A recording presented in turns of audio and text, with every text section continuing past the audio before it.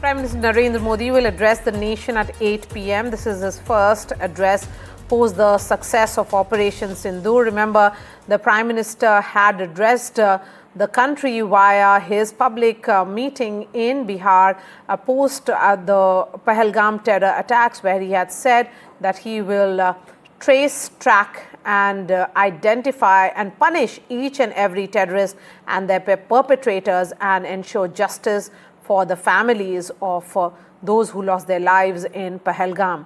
Through the Operation Sindoor, Prime Minister had been extremely hands-on. He had been holding regular meetings with the Raksha Mantri, with the External Affairs Minister, getting all the operational details from the Chief of Defence Staff and also from the three services chief. He was constantly in touch with the National Security Advisor, who was briefing the Prime Minister on a regular and hourly basis. Now, this address to the nation becomes very, very crucial because there are a lot of questions being asked and a barrage of social media misinformation which is going on as well. Aishwarya is joining us live at 7 from 7 LKM. That is where all the activities has been, Aishwarya, in the last few days. Prime Minister Modi, even on the night of Operation Sindoor, was taking minute-by-minute update, and thereafter series of meetings. We have visuals of one such meeting which is currently on our television screens, but even that meeting which was chaired by him, in which secretaries of all departments were in attendance, the civil defense preparedness, all that has been a case in which the Prime Minister was leading from the front.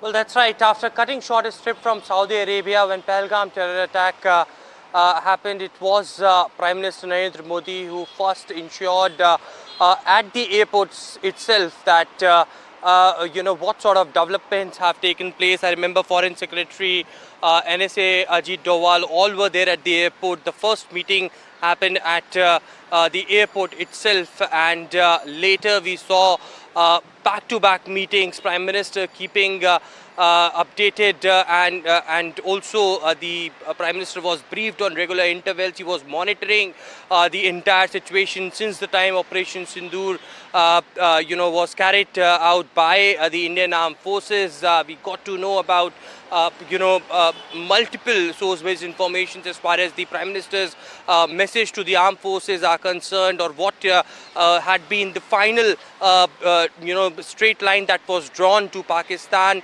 Remember, it was the Prime Minister who gave a clear-cut message to the armed forces that the entire country is behind them. Prime Minister believed in the professional capabilities of Indian Armed Forces and had given free hand to the Indian Armed Forces. Prime Minister stated from a rally in Bihar that he will track, the Indian Armed Forces will track, identify and punish the terrorists, the perpetrators sitting across the border. And of course, the last message that we got from the Prime Minister's office, as far as the sources are concerned, they stated that in the future, if there is any terror activity on the Indian soil, then it would be considered as an act of war. It is, of course, Prime Minister Narendra Modi giving top instructions, being briefed by the top security officials, but there is on the other side, on one side, the opposition demanding a special session in the parliament, Prime Minister to chair all party meeting. On the other side, from Pakistani media, from Pakistani armed forces, fake narrative was being spread throughout. A campaign was launched, and now we will hear directly from the horse's mouth, from the Prime Minister, about the achievements, about the objectives being achieved of Operation Sindoor, how successful it was, and Indian Armed Forces proved it, that they have gone inside the Pakistan mainland, inside the Pakistan-occupied Kashmir, and neutralized the terrorists over there. It was 100 or more terrorists that was killed, with 35 to 40 Pakistani soldiers were died in the entire operation. So, key objectives, the justice is delivered, is the larger message that is coming in, and now from Prime Minister, who would be addressing the nation at 8 p.m. That's right. Thank you so much, Aishwarya, for joining us. We are counting down to that crucial address to the nation by Prime Minister Narendra Modi. Joining us now is Shashank, former ambassador of India. We also have Captain D.K. Sharma, former spokesperson of Indian Navy. Ambassador Shashank, the question here is that Prime Minister Narendra Modi had clearly said that terrorism can not really go, there is zero tolerance to terrorism. And I think in the last 5 days now, and of course there is ceasefire. Do you think it's important for him to communicate to the country as to what happened, and that is the reason why this address to the nation becomes important? Well, we have had the discussions between the DGMO of Pakistan and our DGMO and other operations in charge from Navy and Air Force.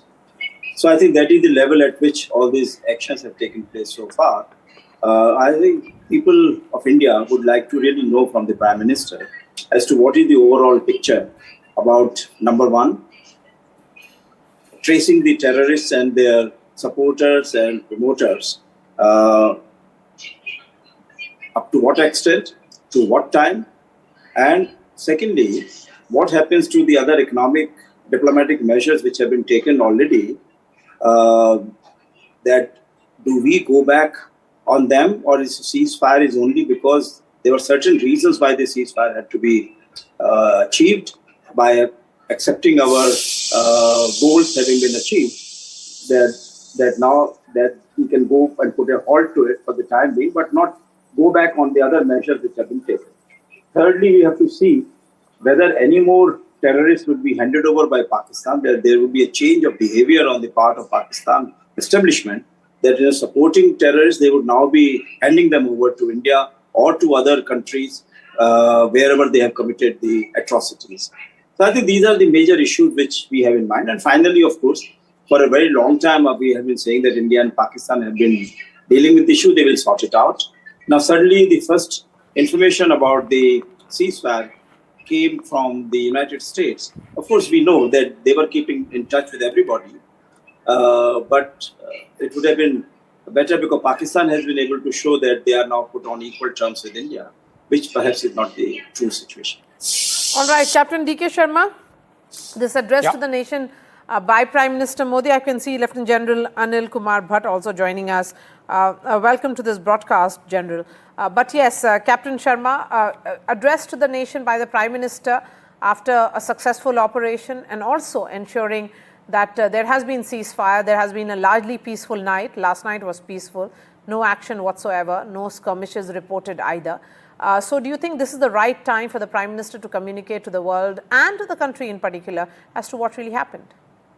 Maria, good evening to you and all the fellow panelists and also to the viewers. I think it is the right moment. The nation is with bated breath from the last 48 hours when the ceasefire was announced, are waiting for the highest leadership to come and convey what has happened. And suddenly, when we were expecting that we will go all out to, finish the terrorism in our neighborhood, suddenly we called for truce and ceasefire came in. So people are waiting for, some answers, and I'm sure the most popular Prime Minister of the country will now talk to us and will share some thoughts that why did it happen and what is the way ahead. Because as such, we know all the three forces are deployed, briefings are happening, and you saw the tweet from the Indian Air Force that Operation Sindoor is an ongoing process. It has not been called off. It was just a temporary ceasefire till 12 o'clock today. And now I believe that talks at the DGMO level got little postponed, and now they are happening as we are talking. So some outcome will come from there. So I think it is best that now the top leadership addresses 140 million people of this country who are waiting with bated breath to know the truth behind the things or the facts. All right. Lieutenant General Bhatt, we are counting down to that crucial address by Prime Minister Modi. What are your thoughts on that, and how crucial is it at this juncture? Oh, well, if the Prime Minister had decided to talk to the nation, this means the situation which started on 22nd after the Pahalgam attack, and by our robust, controlled response and our message to Pakistan after we had taken on and attacked the 9 terrorist camps of uh, Pakistan, that we had achieved what the Prime Minister wanted to. Thereafter, there was some escalation for some time, and now the indications are that the situation presently has stabilized. In such a scenario, where a lot of activities has happened in the last 72 to 96 hours, and the nation was nearly on the verge of war, and of course, operations short of war were conducted. It is very important that the Prime Minister speaks to the people and conveys his thought on the entire operation and what is there for the future. Let's actually play the sound bites now of the briefing which was carried out by the DGMO, DGAO and DGNO. These are the officers who were in charge of Operation Sindoor at multiple fronts, from the Indian Navy to the Indian Army and Indian Air Force. And then I come back to As you can see, we have targeted the length and breadth of the adversary. I'm sure most of you would have already seen the effect of these strikes on ground, courtesy the large number of videos and photographs being circulated in the media. A few representative examples from the open source are now being shown to you on the screen. In fact, 2 of them. This is the strike on the Noor Khan Air Base. And you can see the effect. I'm sure most of you have seen the video. I have also picked it up from your sources only. And this is the aftermath of our strike at Raimyar Khan Air Base. You can see the massive crater that it has left on its runway.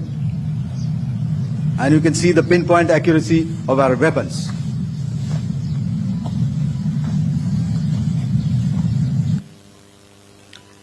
So with that, giving you an overview of how our air defense systems have thwarted the enemy drones, their fighter aircraft, their missiles, and resulted in minimal losses on our side. आतंकियों पर हमारे सटीक हमले line of control और international boundary को पार करे बिना किए गए थे। हमें पूरा अंदेशा था कि पाकिस्तान का वार भी बॉर्डर के उस पार से ही होगा। इसलिए हमने अपनी एयर डिफेंस की पूरी तैयारी पहले से ही कर ली थी। हमारी इन्वेंट्री में शामिल counter manned aerial systems, electronic warfare के साधन और एयर डिफेंस वेपन्स का इंडियन एयरफोर्स के इसी प्रकार के सिस्टम्स के साथ एक अनोखा मिश्रण किया गया। इसलिए आपने देखा कि जब जब पाकिस्तान एयरफोर्स ने हमारे एयरफील्ड्स और लॉजिस्टिक इंस्टॉलेशंस में 9 और 10 मई की रात को लगातार हमले किए, वो इस मजबूत एयर डिफेंस ग्रिड के सामने विफल हो गए। तो कोई मौका नहीं था कि पाकिस्तान एयरफोर्स ये मल्टी टियर डिफेंस को पार करके पीछे हमारी एयरफील्ड्स या लॉजिस्टिक इंस्टॉलेशंस को टारगेट कर पाए। We had a detailed brief on the successful joint operations that were carried out to destroy the terror infrastructure in Pakistan-occupied Jammu and Kashmir, as well as in Pakistan itself. We also iterated that our fight was with terrorists and their support infrastructure and not with Pakistan military. However, it is a pity that the Pakistan military chose to intervene and bat for the terrorist, which compelled us to respond in kind.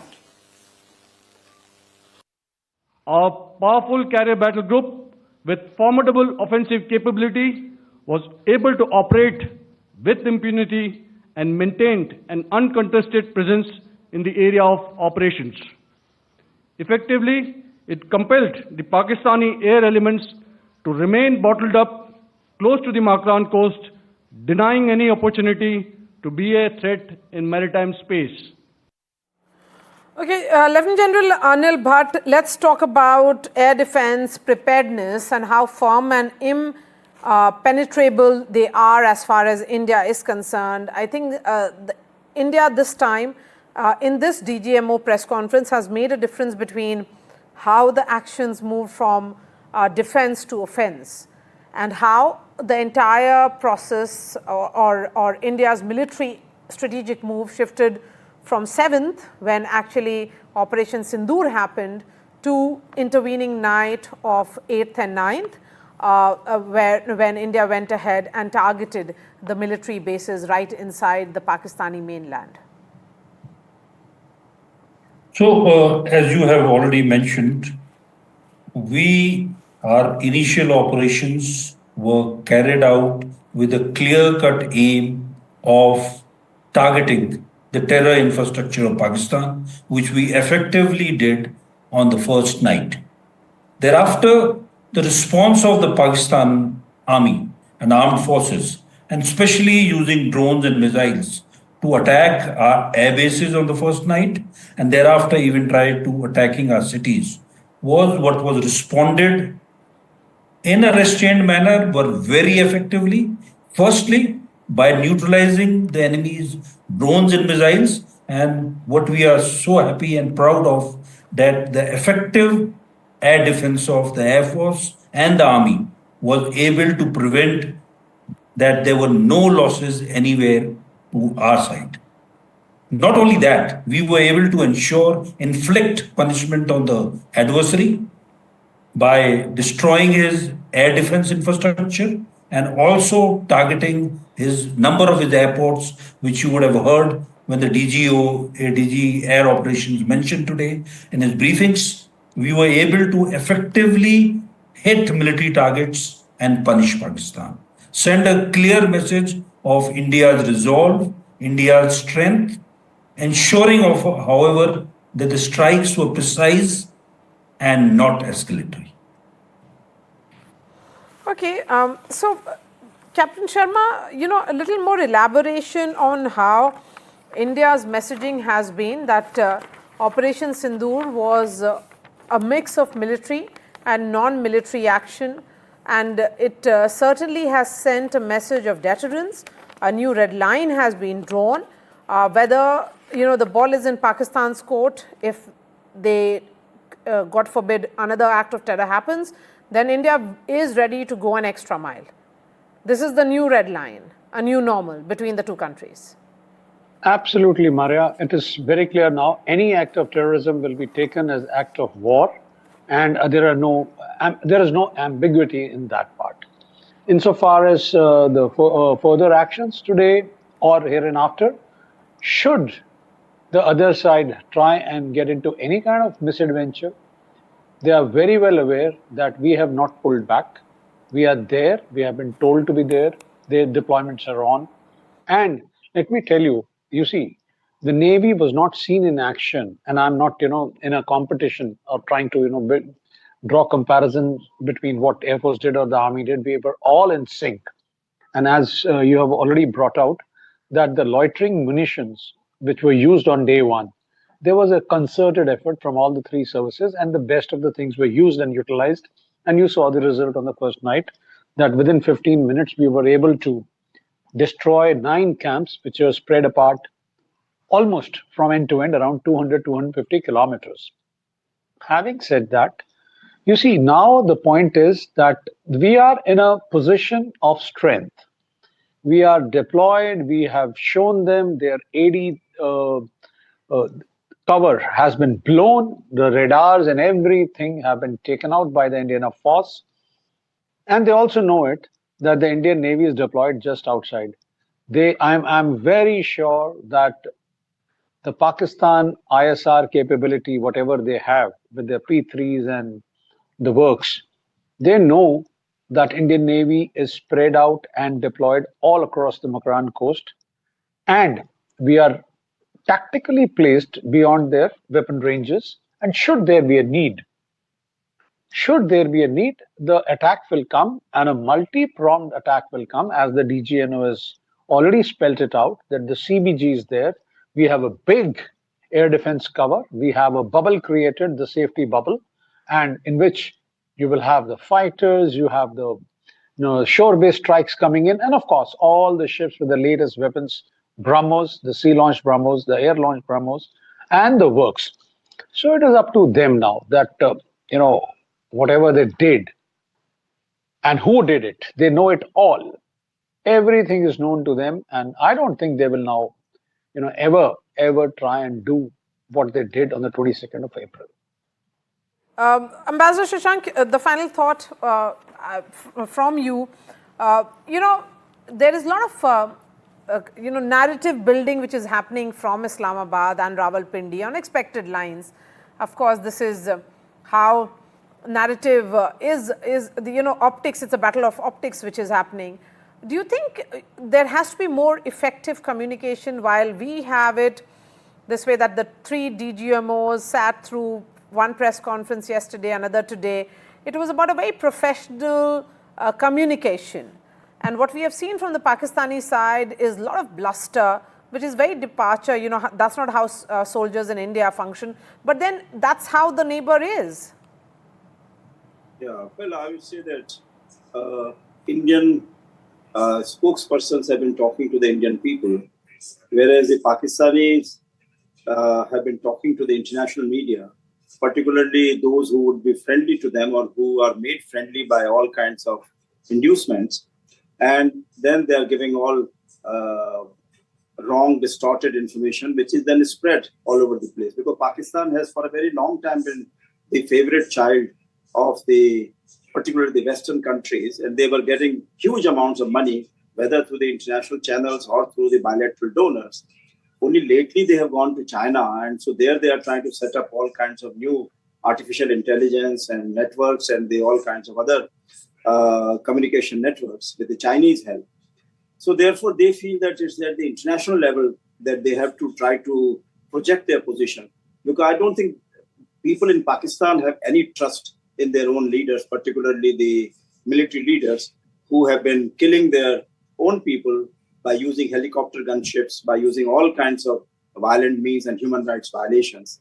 And so therefore, it's a question of that here we have complete trust among our own people. Pakistan has the lack of trust among themselves. And you have seen that when some of these terrorists whom we had been searching, or America had been searching for a long time, others had been searching for a long time, finally they were neutralized. Who were present at their janazas? All the top military leaders were present there. All the terrorist leaders were present there, which means that there's all this talk that they are not traceable anywhere, or all these activities have been stopped in Pakistan. This is all a charade, and the international media laps it up because of this kind of press conferences which are being organized by the Pakistani spokespersons. I'm quite sure that they are giving all kinds of inducements to the international media to get a favorable protection there. So I think this is what is the major difference. But of course, I think our Prime Minister, who is very highly regarded all over the world, will have the last say. And I'm sure that once he comes out with the statement for his own people, that would be also setting the score right as far as the international audiences are also concerned, particularly international leaders.